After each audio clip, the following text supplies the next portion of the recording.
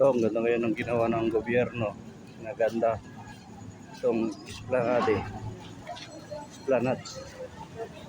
Ayan o. Oh.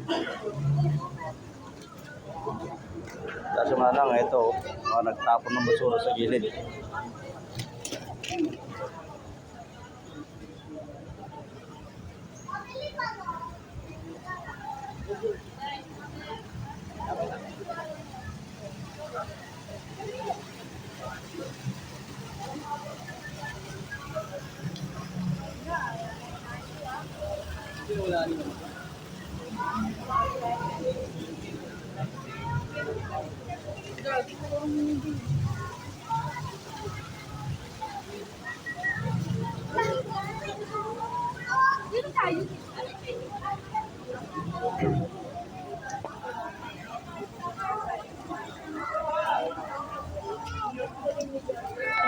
Ito mga design na to.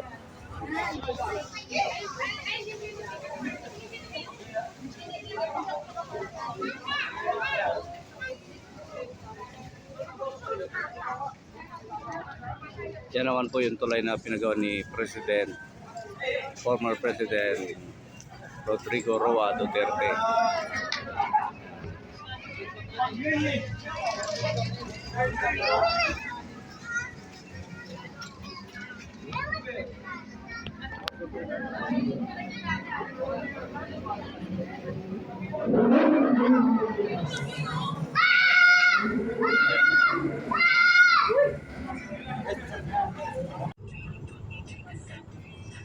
Yan po yung tulay na galing ng Santa Cruz papuntang Loton.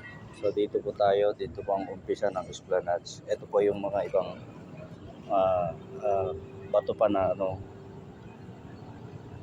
mga ginagamit nila dito. At ito pa yung mga equipments. Ayan. Ito po, at susunod po natin tignan yung ganda ng pagkagawa dito ngayon. Kaya pala sinasabi nila parang Italy ng Pilipinas.